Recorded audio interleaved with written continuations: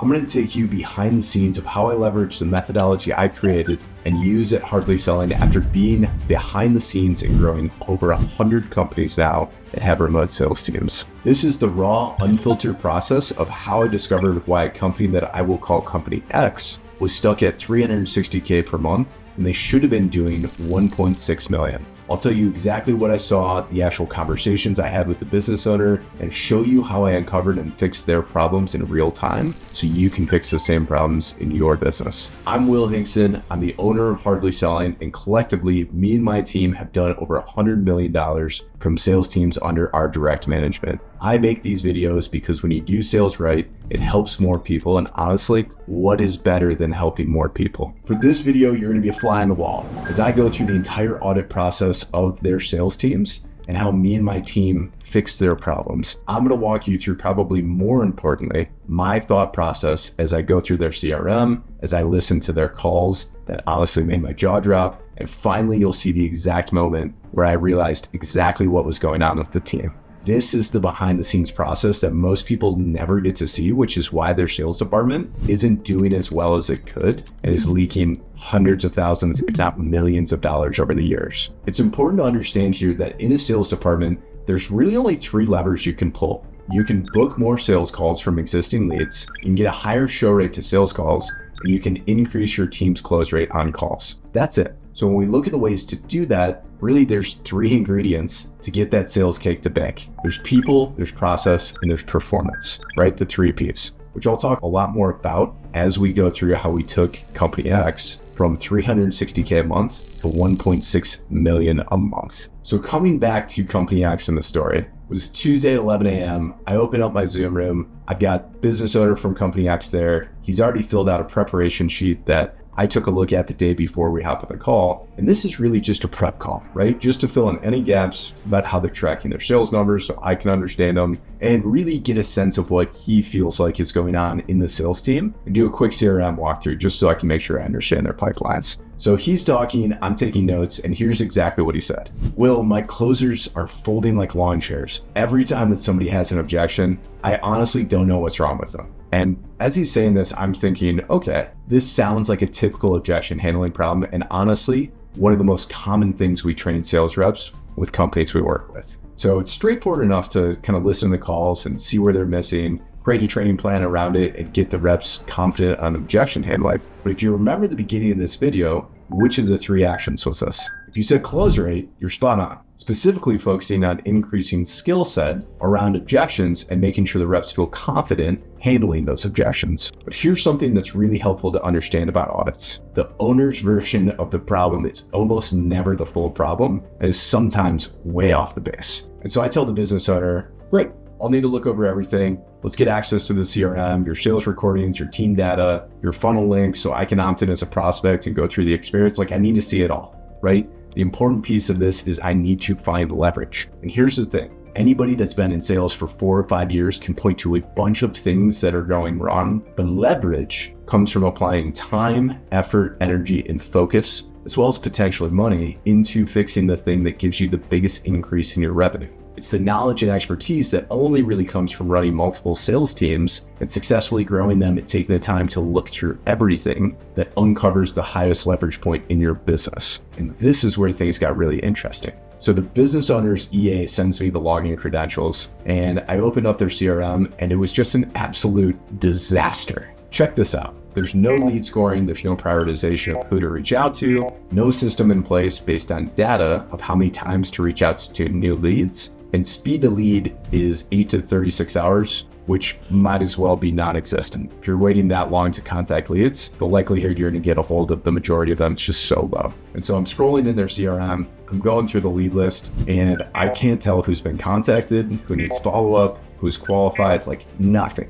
It's like somebody threw 1,000 business cards and just mixed them up in a blender. And I'm sitting there thinking, how are they even making $360K a month with this hot mess that I'm looking at? But here's what I've learned from doing these audits. Sometimes the biggest problems are hiding in plain sight, and sometimes they're layers and layers of problems, and you have to go deeper. Even if they're hiding in plain sight, they're not always easy to solve. So I start digging deeper. I'm looking at their lead flow, their conversion rates, their sales cycle length, And I noticed something really weird. Their SDRs are booking some calls. Their show rate is terrible. Their closers are getting on calls, but their close rate is even worse. This is the first big red flag. SDR booked calls should have a higher show rate and close rate because you've created a positive interaction with somebody, right? If you're talking to them and you're actually interacting with them, you're essentially creating a relationship. If you have a good relationship and a good conversation with somebody, it's a much higher likelihood that you're going to show up to that next call, and honestly, a much higher likelihood that you'll close. And we'll get to the conversation with the SDRs in a moment, but what we're dealing with for Company X, if we look at this, is not only an increase of booked sales calls just through the CRM, a higher show rate and a higher close rate by fixing the setter outreach process. The first thing with fixing that is a CRM that's honestly, again, so disorganized. The setters don't have a clear process of who to prioritize their outreach to. So what that looks like is every morning they're just opening up the CRM. They might be clocked in for 8 hours a day, but they're not working 8 hours a day because they don't even really know where to work. They needed to create catch points where wherever lead falls out of the process of coming into a sales call, we have to reach out to them. We have to have a much better conversation with them. So what are those catch points in the CRM that we should create? It's a good question. To name just a few, opted in but didn't fill out an application, filled out an application but didn't book a call. Those two usually are going to get 7 calls over 5 days, right? We've seen that that's kind of the sweet spot. And then they go into a little bit of midterm nurture. If they cancel the sales call, we need to have a list and an outreach for that. Immediate outreach there. They re-engage with your content or your business or your brand, immediate outreach. Those are just a few. And realize this isn't just about that CRM. This is about the entire system being broken. And having a process of being able to prioritize those leads is good. However, the other side of that is the conversation your setter is actually having with the leads. If that sucks, it still doesn't work, right? You can have the best process on the planet, but if it's being performed terribly, it's just not gonna work. So what do you think we did next? Man, I told the business owner, I need to listen to your setter and closer calls. Send me over 6 setter calls that closed, 6 setter calls that didn't, and the same thing for the closers. So he sends me this folder, about 24 recordings in it. So I'm listening to the first call, and at this stage, I've listened to hundreds, if not getting up into 1,000 of sales calls, setter calls, and I start to hear exactly what's wrong. And so here's literally what I heard. The prospect said, I'm not sure if this program is worth the investment. The SDR said, well, I totally understand if you need to think about it, no pressure at all. And the prospect said, okay, great. That was it. It was the end of the conversation. There was literally no value creation. There was no gap. There was no questions about where they were at, where they wanted to go, what it looks like to get there, what that will do to change their life. There was nothing, right? When we looked at it, they didn't have a script. And so because they didn't have a script, they were just free flowing on calls, and they weren't good enough to free flow, right? They had been taught like, hey, just have a good conversation with the prospect, book them in. So they were getting a hold of a lot of people. They were even getting them past the first minute of a call, but they were just completely losing them because they didn't totally understand what they were going to get from that call. So hence, low show rate, low close rate. Makes sense, right? Listen to the next call. Same thing. They're not handling any objections. They just are not connecting with the prospects. They can't even get a basic gap going through a triage call, right? Which is just determined, the very basics of this thing is, do they have a problem they want help with? Is it a problem we solve? Are they financially qualified? Those are the basics. Then we can book them in. There's more you can do there, but that is the minimum. And I'm sitting there as I'm listening to this, just thinking, what happened? These guys didn't even try to build a gap. They're just completely free flowing and they're way off the base. Then I started listening to the closer calls. No objection handling. Business owner was right. No gap. Whenever they get objections, man, they're just giving up. And so I'm playing call after call after call. Same thing. Another call, same pattern. And after listening to about 20 calls, I can see the pattern clearly. The setters need structure and function. Closers, it's not that they're bad at sales. They're just terrified of their prospects. And here's why. I'm looking at the prospect profiles and I very quickly realized something. These are very straightforward people who work in tech. These people are making 80 grand a year working at some of the biggest tech companies on the planet. Our closers are treating them like they're a bunch of BizOp leads. They're buying a $47 course. So after I've gone through everything, which I spend hours and hours going through this stuff, again, making sure that we can find that leverage. And then we have the audit findings call, which is where I presented to the business owner of the team. And here's what I told them. I told them the truth. The closers don't understand who they're selling to.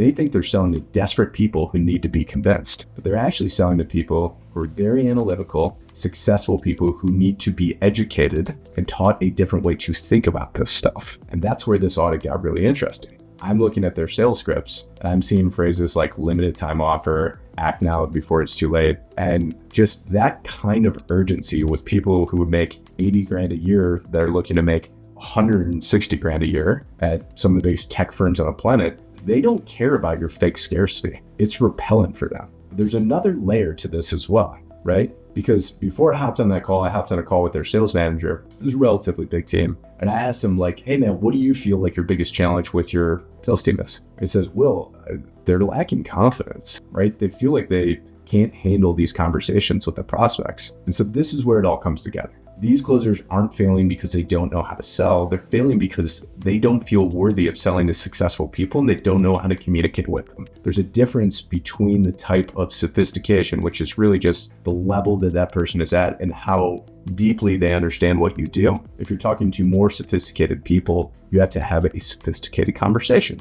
Makes sense, right? When you don't feel like you belong, you don't push back, you don't challenge, you don't create any urgency that's real urgency, not fake. And so I started mapping out all the things that are broken and laying it out for these guys. The CRM chaos, which is leading to poor lead management, confidence issues, which is leading to weak closes, cultural misunderstanding leading to the wrong messaging in the way that we're communicating with these prospects. It's not one problem, it's a whole system of problems. So on the call with this team, I laid out exactly what we're going to do to fix their people, process, and performance issues. First, we're going to fix the people problem. We're going to do confidence training with role-playing sessions around their specific avatar, like not this generic role-playing. This is specific scenarios with analytical buyers who ask very detailed questions. Secondly, we're going to fix the process. We're going to completely reorganize their CRM with lead scoring and prioritization. We're going to create systematic follow-up sequences, and we're going to rewrite their scripts for analytical buyers. Third, we're going to track the right metrics, not just revenue, but the specific metrics that actually drive revenue, which are everything systematically involved in the process, including which is everything that's systematically involved in the process of getting a higher volume of sales calls booked, increasing show rate and close rate, which again, going through all of the everything it can be, probably an entire video on its own. But here's what happened next. And this is the part that most people never see. Knowing what to do is important, but how you manage the change in the team will determine how successful that team actually is with it. Sales reps especially, they are change adverse. Most sales reps either are putting a ton of pressure on themselves to perform already, or let's be real, the best sales reps have a super high ego, which I'm not saying is a bad thing, but it is true. So if I try to change their script overnight or massively overhaul the process all at once, they're going to get worse. So the first thing is we rolled out objection handling to the account executives doing the sales calls right away, right? If we can increase objections, if we can actually have them handling it, we're gonna get more sales. The next thing that we did right behind that, or alongside of that, I should say, is we overhauled their CRM for the setter list. We also had to fire about a third of the setters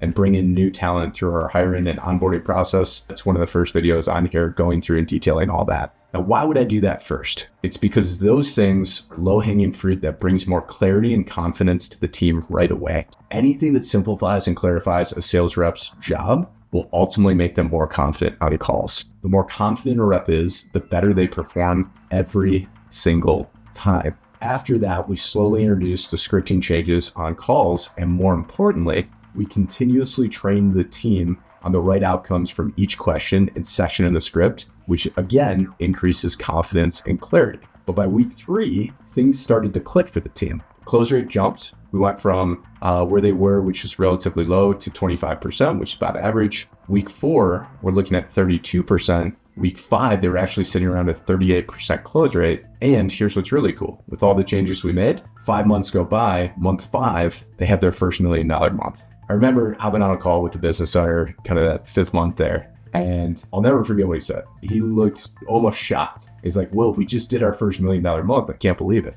And in my head, I'm thinking, I can believe it because I saw exactly what was broken and exactly how we fixed it. We've done this so many times before, but here's what's really crazy. As time went on, when I looked at their numbers month over month, they had 7 back-to-back $1 million+ months, with their biggest month being 1.6 million. And the best part of this whole thing is we didn't change their offer. We didn't change their marketing. Didn't even change pricing. We just fixed what was already there that wasn't working. Working with this team reinforced a lesson, and this is something most people never think about. The biggest opportunities in your business aren't usually in new strategies. They're not even in new offers. They're in fixing what's already broken. And that's why I use what I call the people, process, performance framework for every audit of every business I come into. Because you can have the best process in the world, but if you have the wrong people, it won't work. You can have amazing people, but if your process is broken, they're going to fail. The real secret isn't in the tactics. It's in the systematic approach to finding and fixing what's actually broken.